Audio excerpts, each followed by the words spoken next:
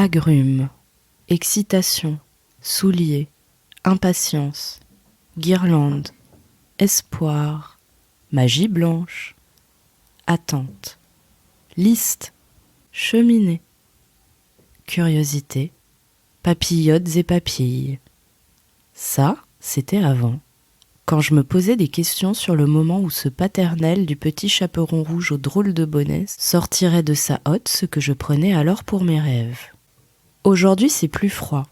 Appréhension, obscurité, résignation, huîtres sans perles, angoisse, dépense, bilan, souvenir, flûte vide, mélancolie au sens de cet ennui raffiné vécu par celui ou celle qui ne se sent pas appartenir au monde, comme l'a décrit Sioran. On n'en a pas forcément envie, mais on se sent obligé de participer à la fête. En réalité, si je pouvais demander quelque chose au Père Noël, ce serait de m'endormir au chaud jusqu'en avril, de disparaître jusqu'au retour des longues journées lumineuses. Bienvenue dans Anti-Héroïne, votre podcast qui décortique les peurs ordinaires.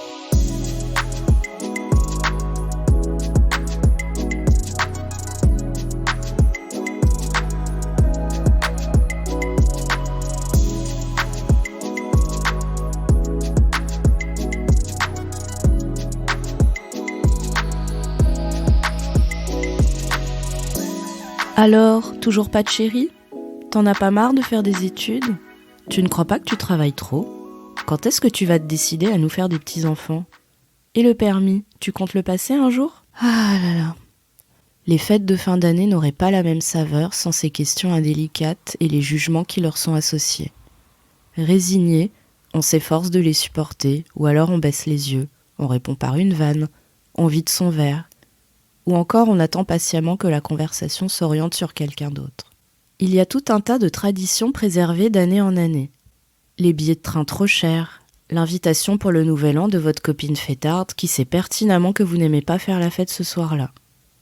Le menu de Noël sur lequel on ne vous demandera pas votre avis. Le tonton indiscret et relou. Les cadeaux embarrassants, voire décevants que l'on reçoit alors qu'on s'est bien pris la tête pour ceux des autres. La nausée continue après avoir trop mangé et trop bu ses émotions mitigées, alors qu'on se retrouve à la place que nous assigne le moule familial. Je vais dire une chose au mieux incomprise, au pire inacceptable. Les meilleurs Noëls que j'ai passés sont ceux où j'étais loin de ma famille, ceux où je me suis fait le cadeau de ne pas avoir à subir un moment qui m'angoisse parfois davantage qu'il ne me réjouit. Je n'ai généralement pas trop le moral en fin d'année, période d'introspection où j'ai tendance à m'auto-flageller en faisant le bilan de ce que je n'ai toujours pas réussi à accomplir. Avec un tel état d'esprit, les rassemblements familiaux et amicaux sont autant de couteaux remués dans la plaie de notre solitude. Je vous rassure, pour moi les choses se sont améliorées au fil des ans. Mais je continue malgré tout à ressentir spleen de Noël et angoisse du passage à la nouvelle année.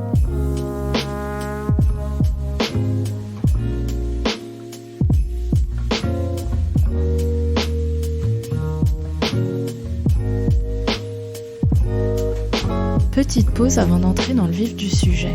L'enquête sur la peur d'Anti-Héroïne se nourrit de vos retours et des étoiles que vous donnez aux épisodes sur votre application de podcast. Alors n'hésitez pas à en mettre le plus possible et à suivre les actualités du podcast sur le compte Instagram antihéroïne.podcast. Je vous invite aussi à me proposer des sujets ou des témoignages pour de prochains épisodes. Merci pour votre soutien.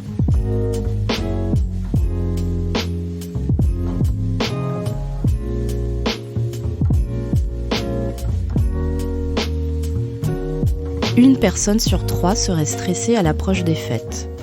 44% des parents de jeunes enfants et 39% des femmes se disent angoissées par les fêtes selon un sondage Ipsos.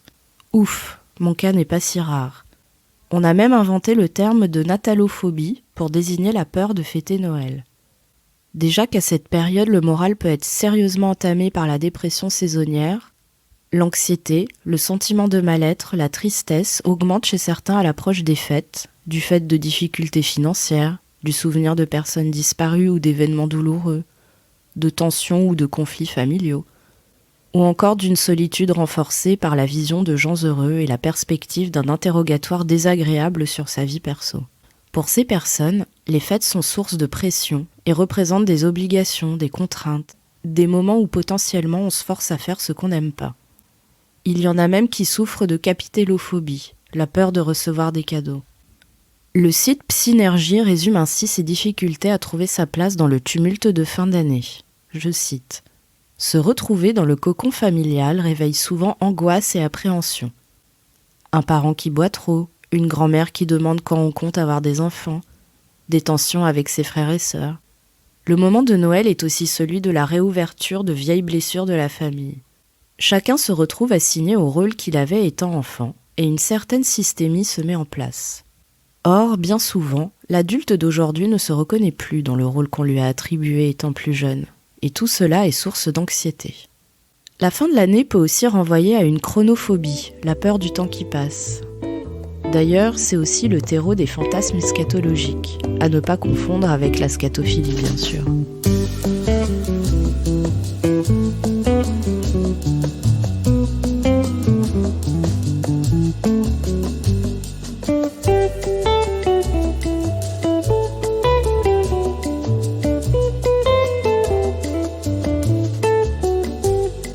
Comment traverser au mieux ce crépuscule, cette souffrance qui se fond dans une sombre joie, ce bonheur d'être triste que Victor Hugo appelle mélancolie ?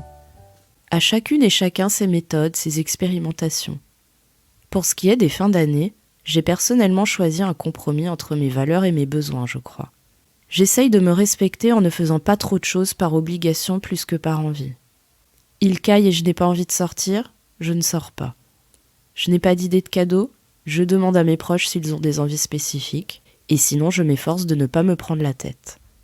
Les modalités de la réunion familiale ne sont pas encore fixées, je prends quand même mes billets à l'avance, car pas de raison de trop enrichir la SNCF.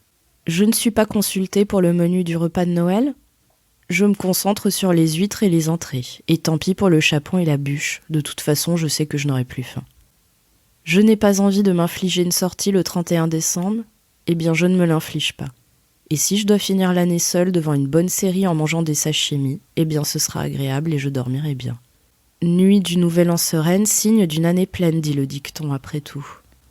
Être sereine, pour moi, c'est davantage être moi-même, être fière de celle que je suis, envoyer sur les roses quelqu'un qui me poserait une question à laquelle je n'ai pas envie de répondre, me montrer agacée ou blessée quand on me ressort la même vanne pour la 500e fois.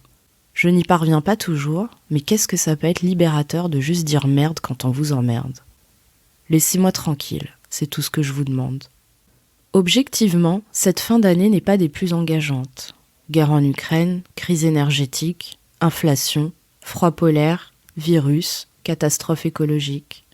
Ceci étant dit, et même si certains aimeront peut-être cette voix cassée à la Fanny Ardant, je compte bien me remettre de mon petit rhume et profiter ensuite des retrouvailles et des quelques bons moments qui s'annoncent. La douceur est mon mantra, la bienveillance ma cible. Se reposer, s'écouter, s'aimer, voilà mon programme. Je vous souhaite aussi d'être tendre envers vous-même, d'oublier un peu le contrôle et de ne pas trop avoir peur des fêtes et de Santa glauque. Merci pour votre fidélité, ce beau cadeau que vous me faites.